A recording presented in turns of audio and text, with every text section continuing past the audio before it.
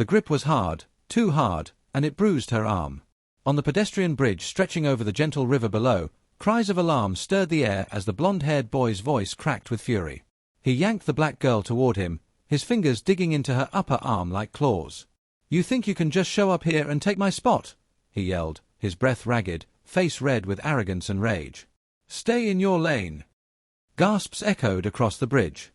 Dozens of uniformed students froze, their attention caught in a whirlwind of tension and disbelief. Phones tilted subtly, recording, hesitating, unsure whether this moment was real or some unfortunate theater. Before we continue, if you are watching our video for the first time, you're highly welcome to your favorite channel, Elliot Stories. Please bless and support us by hitting that subscribe button. Turn on your notification bell to get notified for more heartwarming stories coming your way tomorrow and never to miss any. Share to friends who love stories filled with twists and good morals, and also to loved ones who believe in respect, equity, and justice no matter the cost. Where are you watching from? Please tell us in the comments. We love seeing how far our stories travel. And to other beautiful and hard-working YouTubers, let's interact in the comment section. I hope to see you soon. We appreciate our unique constant viewers, our high-esteemed subscribers, our lovely new viewers, and our first-time subscribers for being part of our beautiful journey daily. Now, let's dive right in. Her name was Zoria Cole, 16, focused, and a transfer student who didn't even want to join the bridgewalk rehearsal that morning. She just wanted to observe quietly. But this boy, Trent Davis, had a reputation. And unfortunately, she'd become his latest target. But Trent didn't know Zoria. Zoria stood still. Calm. Still like water before a storm. Her eyes didn't flinch. Instead, they studied his face, his desperation, his entitlement, everything. "Let go," she said, quietly. But Trent didn't. If anything, his grip tightened. "What's the matter, scared? You people love drama, right? Well, here it is." She leaned closer, calm as ever, and whispered, "You should have picked the right girl." That's when everything changed. With a swift turn of her wrist, Zoria disengaged his grip using a trained arm motion. Trent stumbled slightly but regained footing. She didn't retaliate with violence. She didn't need to. She stepped back, her poise now radiant. She adjusted her green blouse and gave him a look that made even the sky fall quiet. "I don't fight. I educate." Principal Morgan, who had been trailing the students behind the crowd, approached quickly with Coach Baines. "What's going on here?" Everyone spoke at once. "He grabbed her." He was shouting at her for no reason. "I have the video." The crowd was turning now, like wind shifting direction. Trent's voice cracked, trying to twist the story. "She bumped into me, and she..." Zoria didn't defend herself. She didn't need to. Multiple phones had already uploaded what had happened. Coach Baines ordered Trent to the side, his voice tight with disappointment. Principal Morgan looked at Zoria. "Do you want to go home?" She shook her head. "No. I came to speak today." "You still want to go on stage?" She nodded. Now more than ever. Moments later, she stood before hundreds of students gathered for the Unity and Progress Assembly on the school's lawn. She wasn't supposed to be a speaker. That slot belonged to Trent, but Principal Morgan made a change. Zoria held the microphone with grace. Her arm still bore faint red marks, but her voice was smooth. "Today, I was reminded of something my grandmother told me," she began. She said, "They will try to break you when they fear your brilliance." And today, someone tried. But what he didn't know was that I've been forged by fires bigger than this bridge.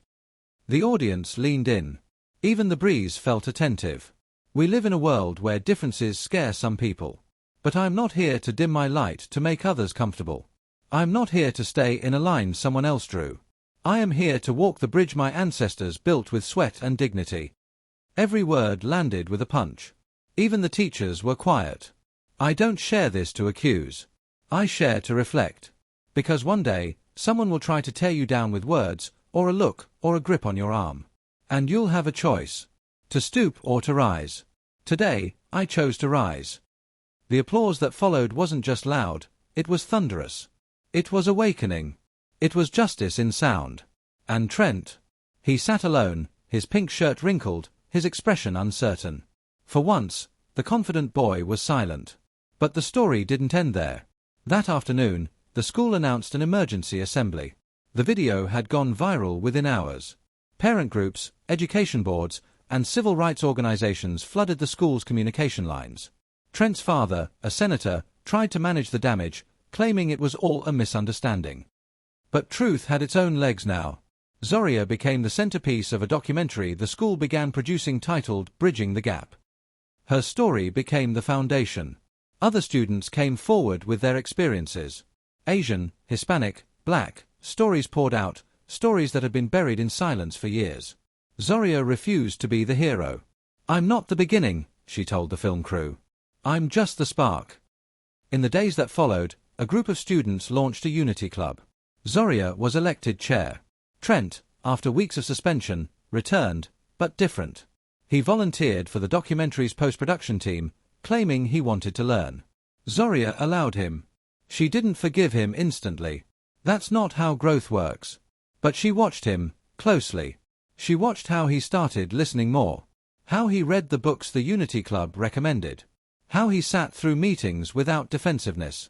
One afternoon, Trent approached her at the school fountain.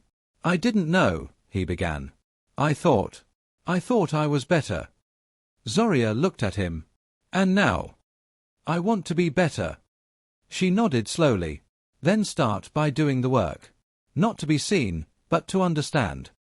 He nodded, and they walked in separate directions. No dramatic hugs. No applause. Just beginnings. Months passed. Zoria was invited to speak at 3 high schools across the state.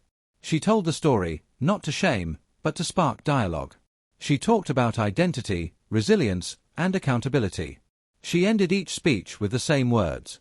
"We are not who we pretend to be when everyone is watching. We are who we choose to be when no one's looking." The school became a model for inclusive education. Media outlets picked up their story. A major scholarship was named in Zoria's honor. But she always credited the students, the quiet teachers who stepped up, and the day she decided not to walk away from the bridge. She often revisited that moment. The grip. The stare. The choice. It reminded her that society doesn't change by silence or anger. It changes when someone dares to confront darkness with clarity, not cruelty. In one interview, she said something that resonated globally. "You don't defeat racism by yelling louder. You defeat it by being unshakably excellent in the face of it." Today, Zoria Cole studies social justice and law. She's building the path so others can walk without bruises. And Trent? He works in community outreach. Still learning. Still growing. Not all villains stay villains. Some become builders. Because change, when real, is never loud. It starts with a whisper on a bridge. This story was humbly crafted and brought to you by your favorite channel, Elliot Stories. Catch you on the next one. Huge appreciation from Elliot Stories.